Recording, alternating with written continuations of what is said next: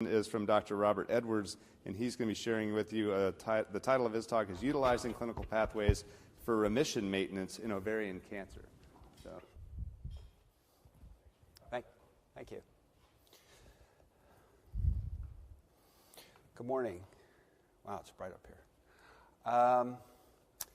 My name is Bob Edwards. I'm the third individual to come to you from UPMC at this conference.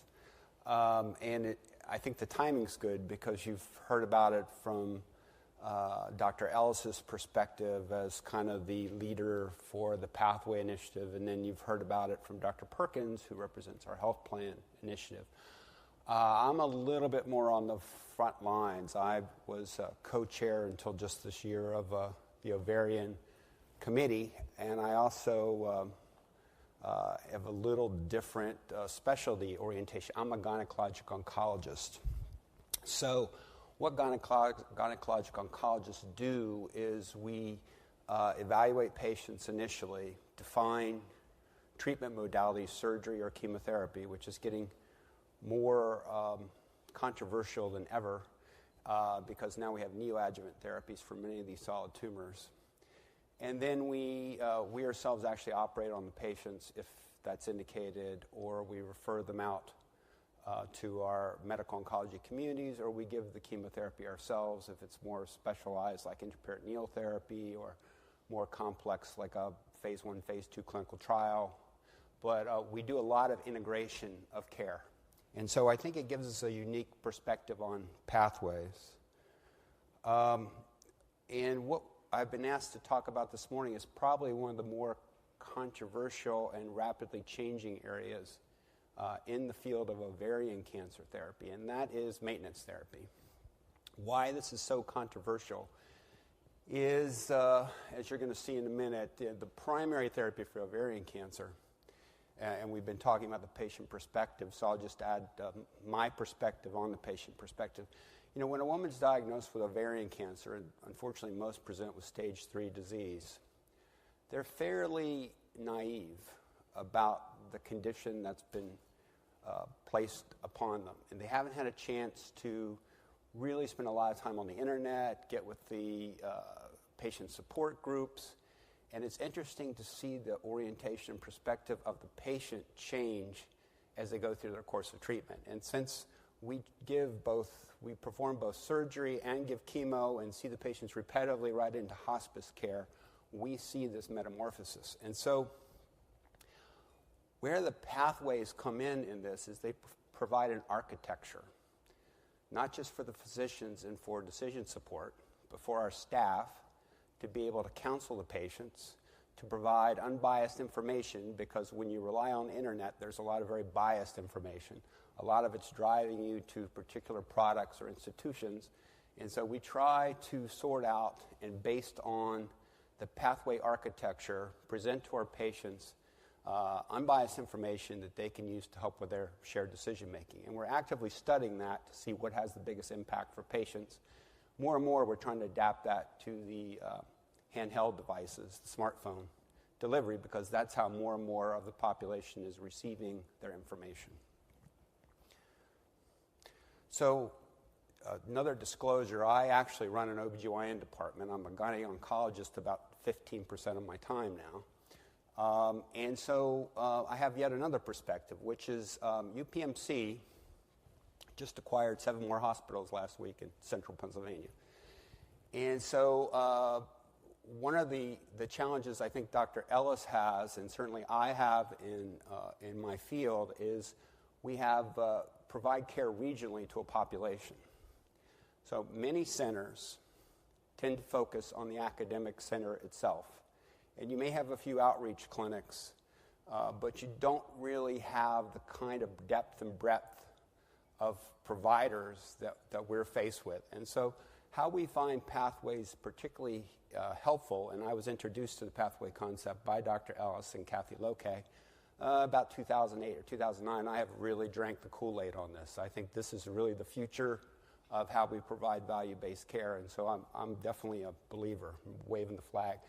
But we've introduced pathways across all of our care, not just in women's cancer, but also in obstetrics and in surgery. And so we have a fair amount of experience looking at what does and doesn't work. And the decision support and the architecture of the decision support is really critically important to having success when you get physicians engaged and certainly patients engaged. And so I'm going to talk a little bit about some of the things that are aspirational and some of the things we've actually implemented that have been helpful in this process. I have nothing to disclose, particularly regarding the PARP inhibitors. I'm not supported in any way. We're going to spend a fair amount at the end talking about the PARP inhibitors. I do research. I have several clinical trials currently open. None of them are funded by any of the companies that I will mention. We want to work on the clinical care economic impact. I'm going to talk about that a little bit, specifically for ovarian cancer. It's a smaller volume disease, and some pharma companies tend to see the numbers of patients that are affected with ovarian cancer, and it's not one of their primary priorities. But in fact, women with ovarian cancer stay in treatment for almost the remainder of their lives, unfortunately. And so it's not uncommon. And I saw patients on Wednesday who've had patients with over 10 prior lines of therapy. So if you take those 20,000 patients and you take 15,000 of them, and they're getting repetitive therapy and over and over again, it becomes a huge economic impact on the system. And we're going to talk about what that cumulative impact actually is to the system and to the bottom line for both the providers, the health plans, and more importantly for the patients. And we're going to look at the strategies we try to use to implement our clinical pathways and what are the critical decision points that define whether a pathway can be successful and should be successful. So and to give you some perspective, and I apologize if you saw some of this yesterday, but UPMC is an integrated delivery finance system. And integration is kind of the secret sauce that we're striving towards. I wouldn't say we're there yet. We're working on it. We still have some fairly significant silos, but we're starting to break them down. And what this is really all about is UPMC in 2009 was kind of the poster child for volume-based care. We had filled our hospitals up. We had our surgeons were operating like mad. We were giving therapies, very expensive therapies at a very high rate. And we saw the writing on the wall that we need to change as an institution, as an entity, if we're going to be successful going forward. So we began this process with some fairly significant investment and looking at how we could take advantage of new developments in information technology as well as evidence-based science to try and change care to provide more value. And so that required some other way to pay physicians and pay hospitals and realign incentives away from just total volume, which I think everyone's been working across the country figuring out how to do this for a while. So to do that, we needed metrics other than charges, hospital admissions, and work RVUs at the physician level. And so we began to look at how and if we could do advanced data mining. And the initial efforts in this, I will have to say, were a little bit rocky. But as we got more integration of our data sources, we began to get a handle. And I don't know how it worked at some of the other institutions in the room, but for us, finance was the first to kind of get their act together in terms of analytics. Our high-end finance analytics are some of the best in the country. Our cost management system is highly reproducible. It gives you cost per patient, and it does it consistently, and we've been doing that for about the last 3 years. And I show that to the doctors. They see their cost of care for individual surgeries or chemotherapy or whatever it is they do. It's part of their metrics, but it's not their only metric. And so what happens is with physicians is I don't play gotcha as a leader.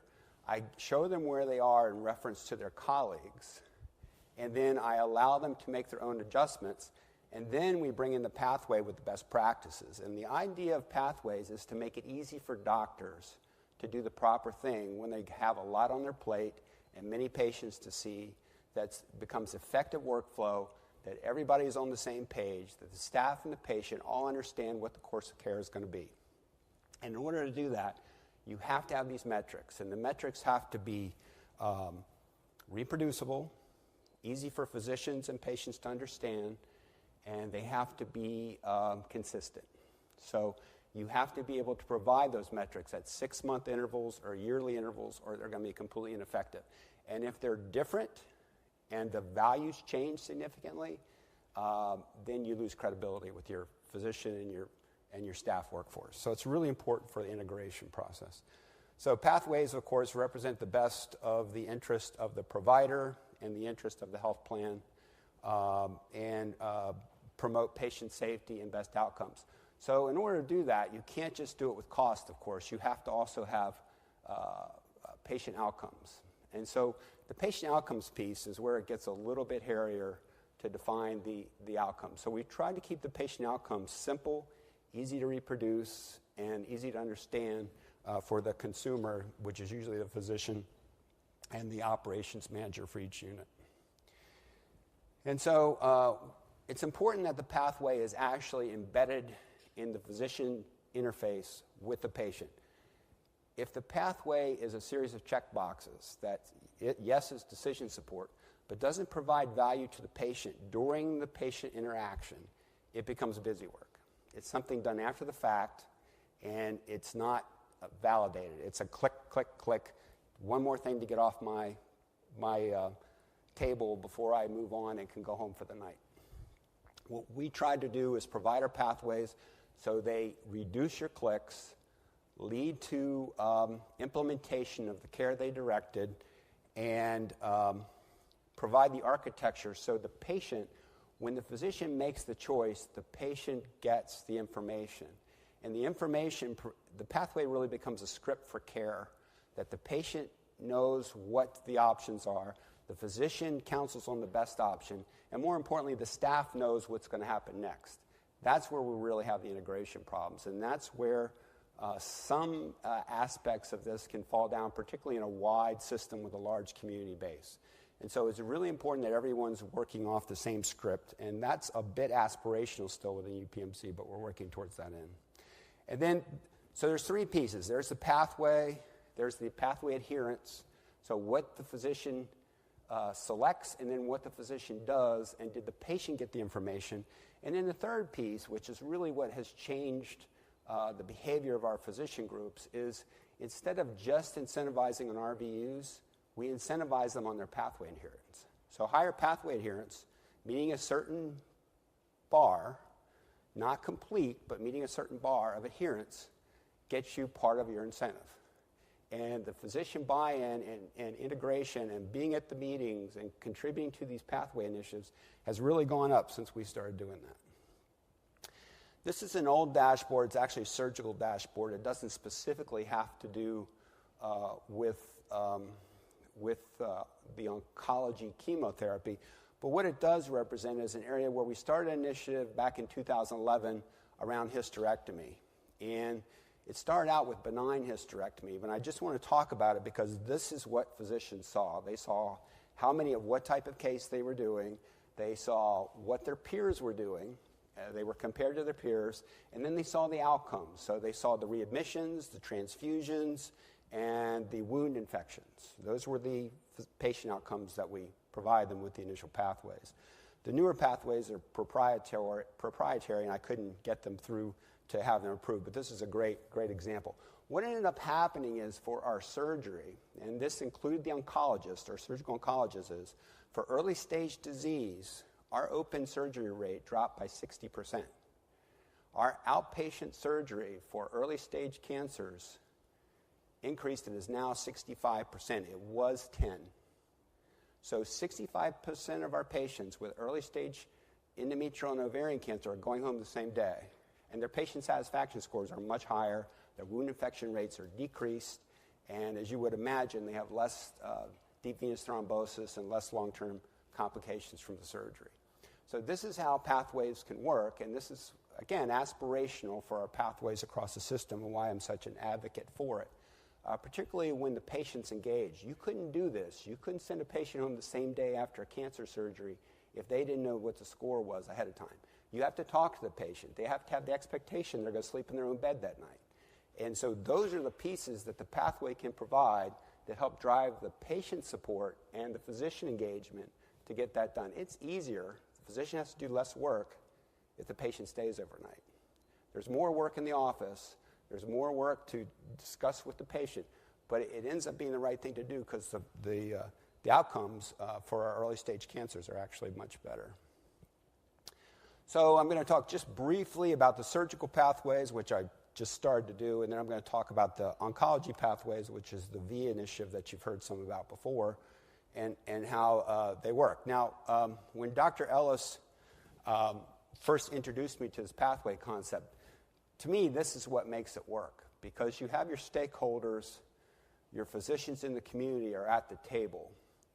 And in the pathway meetings that I've been involved with, and we do the same thing for our OB and our gynae and our surgery and our surgical oncology meetings, you get a dialogue. You know, it's not always easy, but you get a dialogue, and then you bring in the metrics. And the metrics define the reality. You know, sometimes the emperor has no clothes. Sometimes the person who says they have the best surgeons have very high costs and not such great outcomes. And it happens more commonly than you would expect. And the only way you see that is to get everybody in a room and show the metrics, not to embarrass people, but just to talk about how we need to change. Metrics drive change. Pathways form the mechanism to drive the change. But you have to have the physician metrics, and you have to have the patient metrics, and you have to have the outcomes to get physician engagement. So pathway decision support has to make the work of the physician easier. It has to be embedded in the system. It has to be right there at the point when they're making the decision, and it has to do part of the work. If a physician clicks a box, they shouldn't have to go back into Epic and do the orders all over again. That should all be there.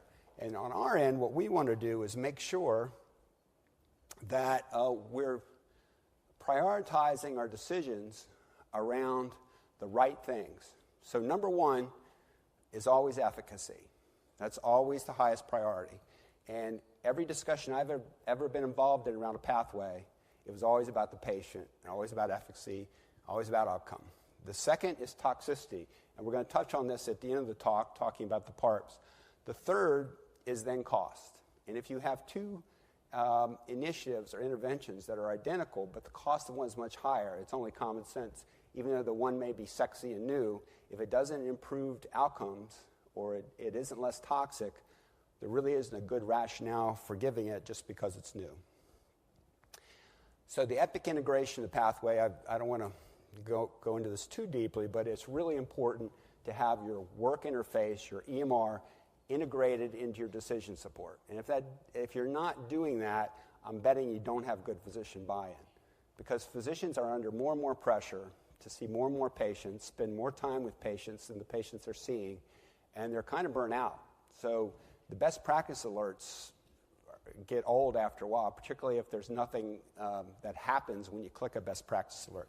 So you have to try to build a software so it facilitates physician efficacy, and you have to have that feedback from the implementation present itself back into Epic so the physician can see the outcomes that they hope to achieve. And then you have to have the metrics to document it. The nice thing about pathways that I think is an underappreciated initiative is, particularly in a population-based system like ours, is you can embed research in the community as an alert, either to be done there or, if need be, to come down to a secondary or tertiary center to get that research.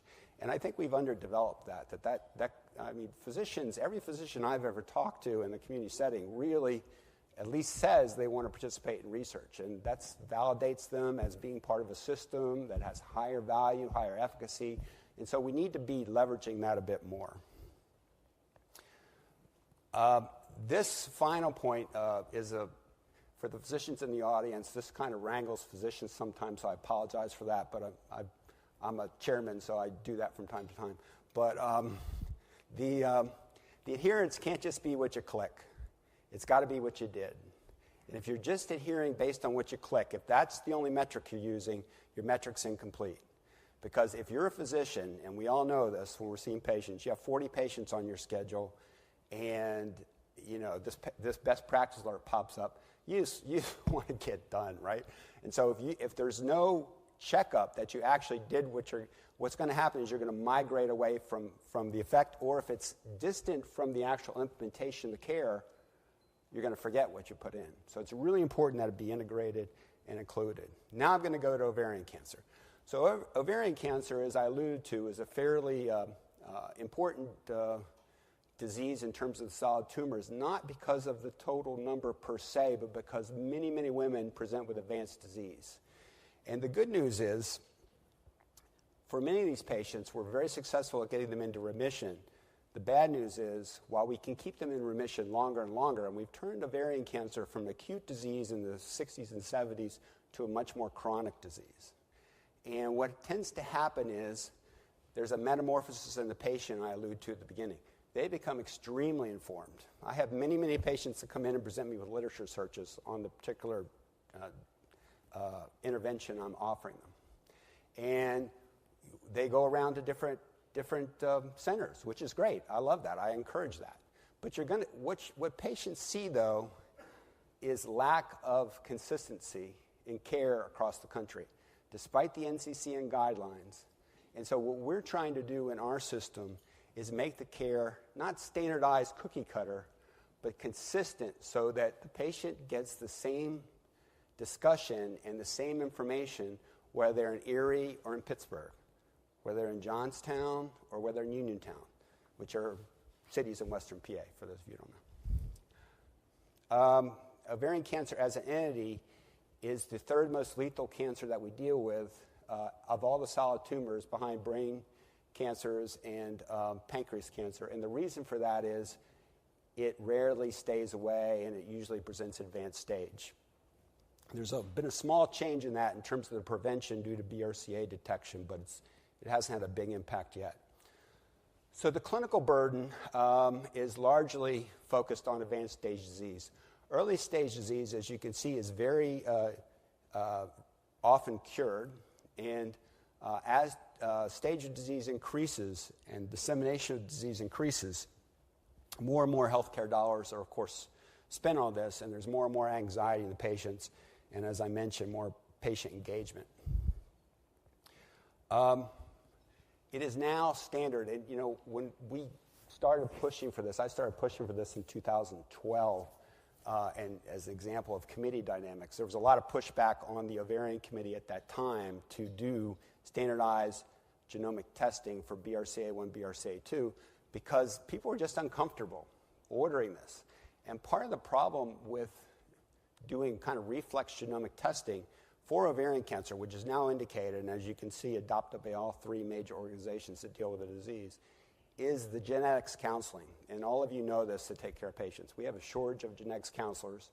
Genetics counselors are being absorbed by the third-party genomics companies, and they can work from home, they can work part-time, they can counsel their patients on their screen. So in order to build our genetic counselor pool up, we had to offer basically the same benefits. And it's really hard for a large system to adapt to that, but it has allowed us to retain more of our genetics counselors.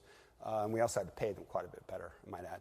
But the genetics counselors are kind of key to being able to offer testing system-wide, and telemedicine is kind of important for being able to do that. So I would like to say, it's not true yet, again, it's aspirational, that all of our advanced ovarian papillary serous cancers have BRCA testing within the first year of their disease process. It's not true, we're probably about 40%, but that's what we're aspiring to. And our genomics testing is, we've had many, many discussions with our health plan about how to implement this, and it is getting much improved over the last year or two. And the reason that's important is eventually it's going to affect therapy. Right now, a therapy is based on the stage of disease, and not really so much by the histology. But now as more and more molecular profiling comes into play, we're beginning to go down the road of making pathway selections based on the genomics. So as I've been saying, advanced cancer, unfortunately, is the rule.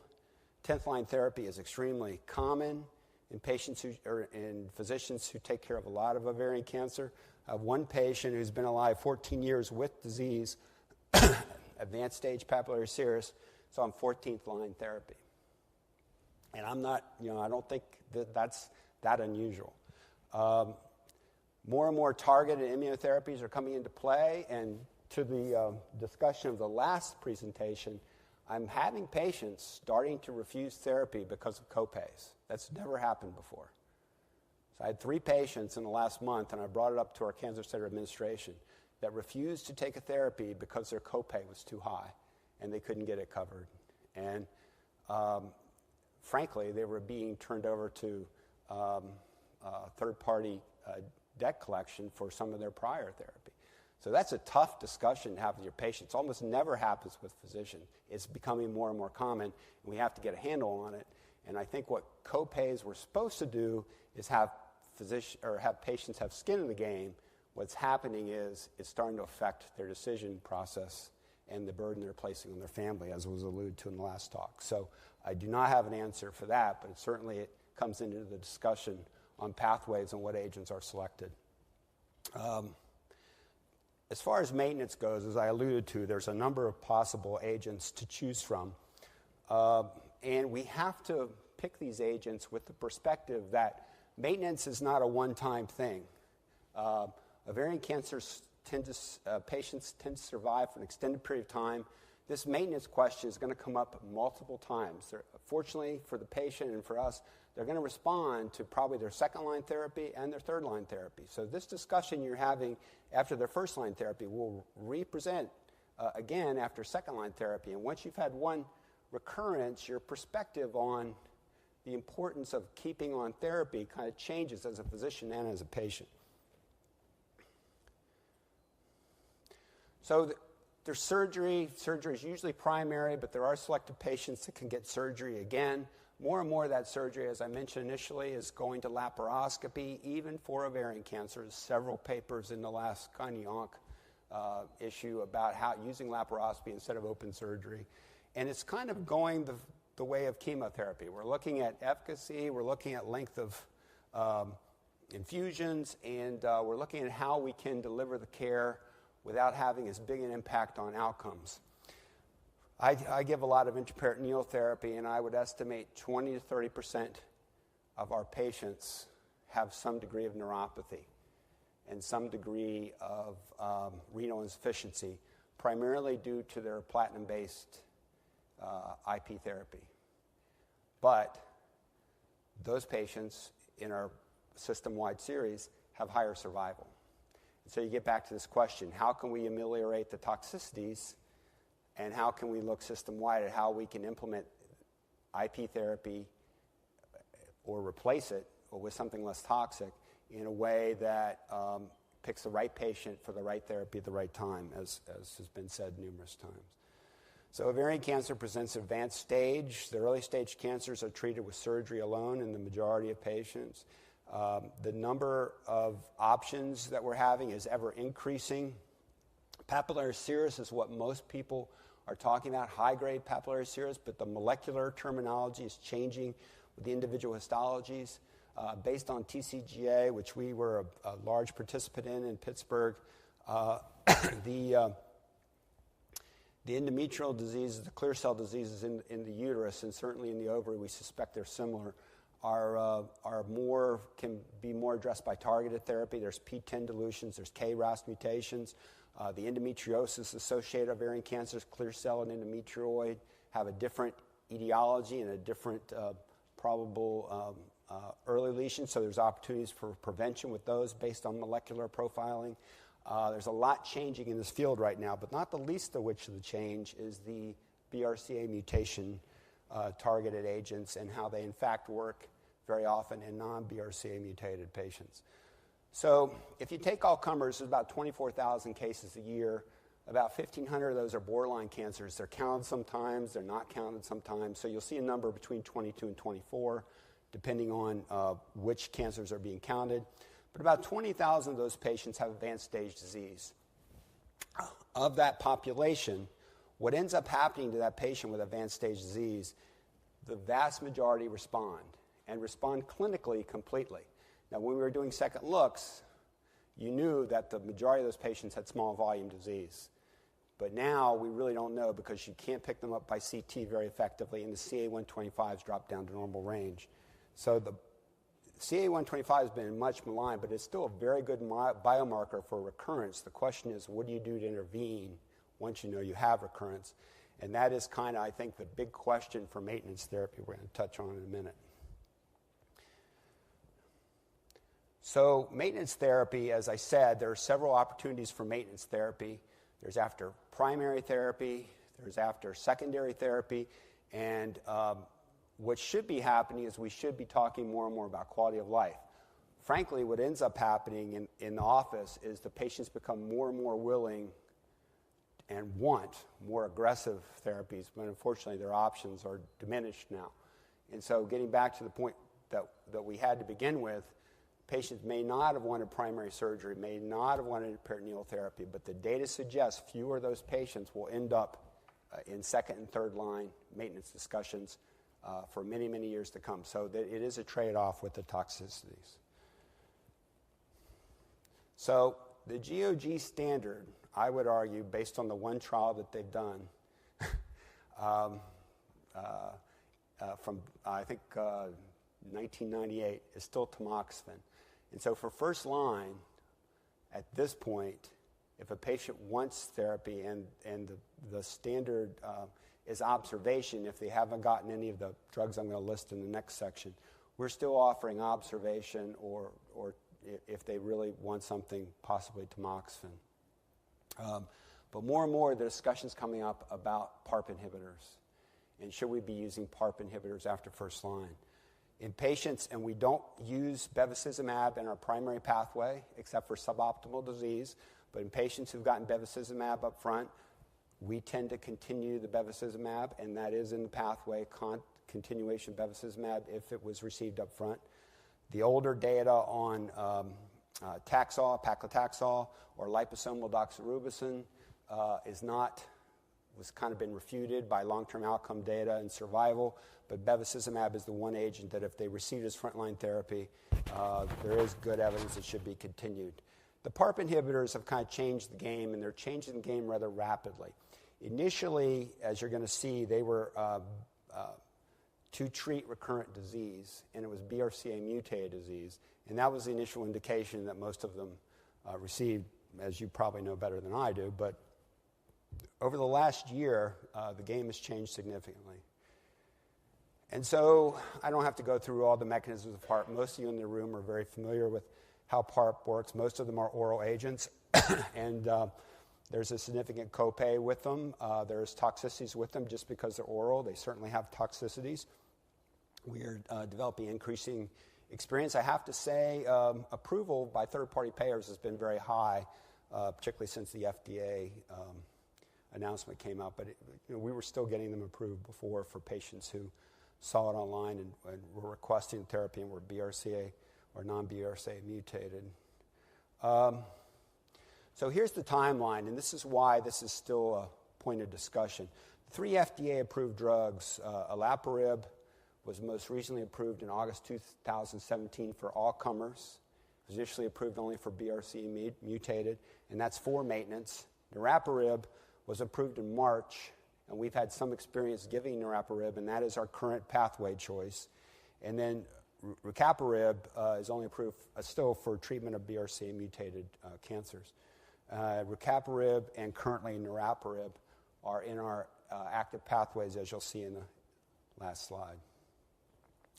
So Niraparib was actually a drug Tessero got out of the Merck pipeline and developed. And it's extremely active. And some of the kinetics of this drug are it non-reversibly binds to the PARP enzyme complex. And so it produces more profound responses, it appears, in non-BRCA mutated patients with papillary serous cancers. It also produces more toxicity, and the thrombocytopenia can be particularly significant. And so what we've been giving this on pathway for about 5-6 months, and what we see is a lot of dose titration for toxicity, and there's several clinicians shaking their head in the audience. They see the same thing. So you talk about the patient interaction and the give and take. if you keep pounding patients with this at the prescribed FDA-approved dose, you're going to have problems. And you can either discontinue the drug or dose reduce it, and we've chosen to dose reduce it. Olaparib we have limited experience with this only we did one clinical trial 2 years ago, and then in our BRCA mutant population. But it may, based on some very limited data, you can see the progression-free survival compared to placebo, 8.4 versus 4.8. And if you go back, I neglected to mention that the progression-free survival non-mutated in Niraparib was 9.3 versus 3.9. So you could argue maybe might be different, probably isn't. But the toxicity is more significant, in my opinion. But it's not in our pathway. And the reason it's not in our pathway is we had our last meeting in June. So the next meeting, I think, is the end of September. And this is going to be a long pathway meeting. Some of the pathway meetings, there's no new evidence. We just say, yeah, everyone agrees with this, and the thing lasts 15 minutes. This meeting is probably going to go on about an hour and a half because there's going to be this discussion about the toxicity versus efficacy, and that is the give and take. And the anemia that I've experienced, at least with this agent, is a problem, but the thrombocytopenia is a little bit less. And I have partners who are very strong Niraparib advocates. So several of them are on the committee, as well as several of our community oncologists. So that's our current take on where we are with this and ovarian maintenance. This is our current pathway. You can barely make it out. I more just wanted to show you what it looks like if you get on the PDF for the algorithm. You may have seen this yesterday, but you basically go through each of the cues, first, second, and maintenance is Niraparib right now. And then for BRCA mutated, it's Rucaparib. But this is all likely to change and flux with the next meeting, and that is the beauty of pathways. They adjust to the current data in the current time. I'll take any questions you might have. Yeah, thank you. So I know there's questions in the audience, so while people are making their way to the microphone, I've got a couple for you that I can tee up while we're waiting, unless anybody's jumping to go to the mic. There you go. Would you like to ask a question before That happened yesterday, and somebody walked right by it, so I got excited, and then they...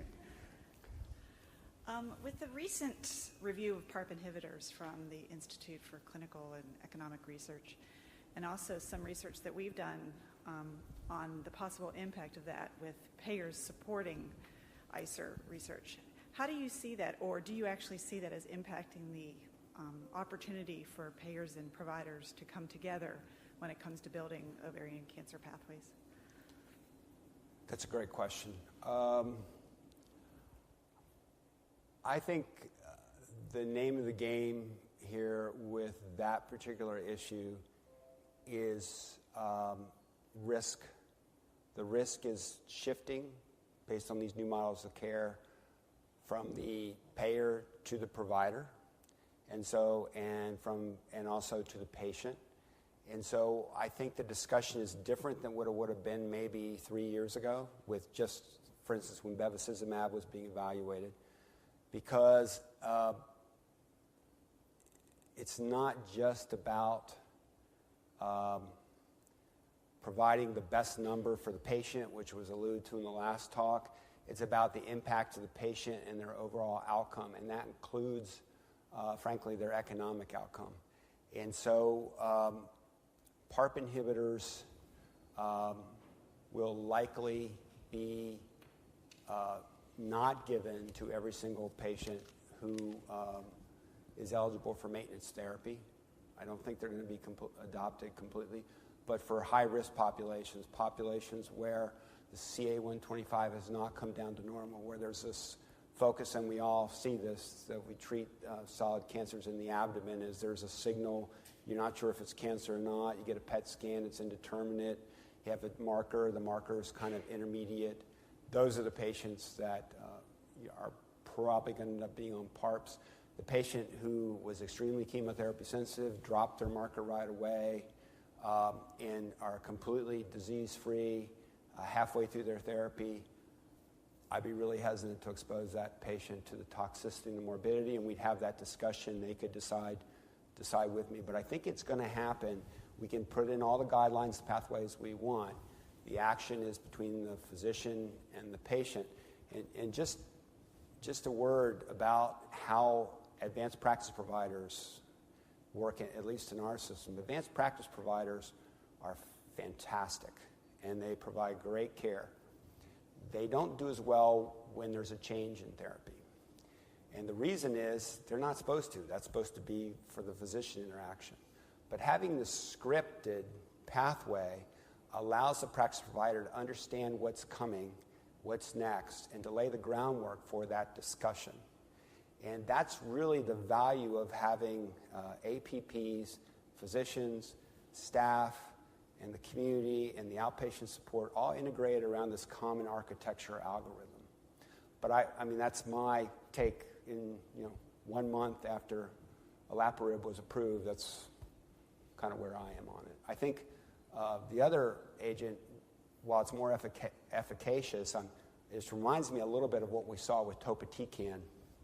Topotecan was pushed at a very high dose. It really wasn't necessary, in my opinion. And I think when you're doing drug development, you have to look at toxicity profile and then the amount of delivery, and you have to balance the efficacy as best you can with the toxicity. And sometimes that happens imperfectly, would be my comment on that. Hi, thank you for your presentation. The question is, when you decide that you want to use a PARP inhibitor, why was there a decision within your organization to pick only one? Is there a financial reason? Is it because each one has unique adverse event profile? So why limit? Efficacy, toxicity, cost, in that order. I mean, purely that was the discussion. Okay. And the efficacy, that's why I think this next meeting is going to be quite interesting. The efficacy looks very similar between the two PARPs. The toxicity issue is a matter of perspective, and frankly, it's jaded by physician experience in the patients. And if you talk to a chemotherapy nurse, they'll give you their perspective on these agents without asking for it. So we value that very highly, and it's the same thing with giving IP therapy. It's about the support structure and making the patient aware of what they're undertaking when they undertake that treatment. And Okay. Patient education is invaluable, so patients understand what the toxicities will be. Because from what you presented, the efficacy may be the same. Toxicities are different, and how do you rate one over the other? And then the cost issue is there other inducements as far as rebates or looking at net cost or things like that. So still trying to understand the value of taking 2 or 3 drugs and pulling it down to 1. What does that do for you as an organization or the quality of care to the patient? Well, Dr. Ellis is right behind you, so I'll let him answer. But I will give you my 2 cents, and that is that I've never been in a discussion where it didn't come down to efficacy as the arguing point. I've never been in one of these pathway discussions where it was purely a cost discussion. So I think that's kind of off the table. But the reason to pull down to 1 is for consistency across the system. So if you allow too many options for physicians, there's too much of an opportunity for influence, is my opinion. Couldn't agree more, and I think I would add another reason, and that is since the toxicities are different, having everybody on board and having both the physician, the advanced practice provider, the nurses, the social workers, the oral drug nurses, all familiar with the toxicities of a drug. All of a sudden the management becomes better, quicker, safer, and you get better patient outcomes. Because if it's, this drug causes anemia, but this one causes thrombocytopenia, I thought it was that one, I told them to dose reduce for the wrong reason. I mean, you would say that's something that we should do perfectly, but we don't. And so by minimizing chances for error, we get better outcomes. And so by using one drug when they're both the same, then we get familiar with one drug and we minimize the complications with that drug just through familiarity. At least that's been our theory. Bob. I would just say for the academic medical center, and I'm probably going to annoy some people, but for the academic medical center, the pathway implementation's actually been harder because everyone on your faculty is an expert. Whether you're talking about surgeons or you're talking about chemotherapy or you're talking about radiation therapy. And so you really have to have the metrics for the individual physicians, again, not to play gotcha, but to drive people towards the evidence-based consensus care and then to be able to inform the patient about that option so they're making decisions that are informed.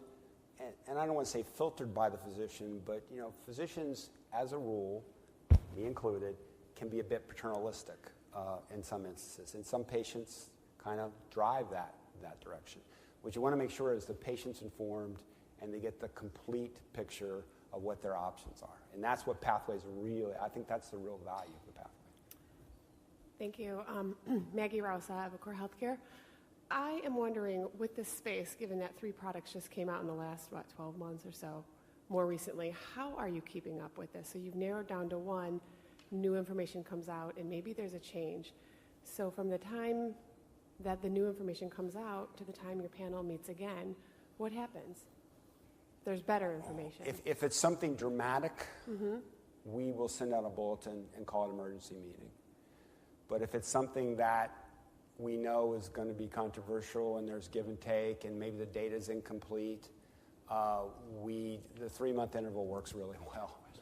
Frankly, because it lets us get some perspective and mature and talk to colleagues, and we either go to ASCO or we go to a regional meeting and you have those cocktail discussions, and people come in a little bit better informed than the day after the FDA puts out the announcement. Like, oh my God, Olaparib got approved. Where'd that come from? Okay, so if you're not involved in those trials, you don't see a lot of this coming. If you don't go to ASCO every year, you may not see this coming. Now, I do, but a lot of my colleagues don't. They have different meetings they go to. One more question over here. Just help clarify for me the research studies and the application to maintenance. That seems to me that aren't the research studies based on people with recurrent disease, and then you're looking at progression-free survival, comparing one to another, but maintenance is a different situation. And have you really measured the benefit in a maintenance situation in terms of cost per year of life, overall survival, those kinds of things? It still is a difficult question, even in lung cancer. We've been doing maintenance therapies for 15 years and still not certain what the cost benefit is. I completely agree with you, and that's why I made the differentiation between primary remission and recurrent remission. Now, we're specifically talking about ovarian cancer, which is a different disease than lung. But by the time you get to the second remission, which about 60% of patients enjoy, first of all, the patients that didn't need it have been selected out because they're still in remission.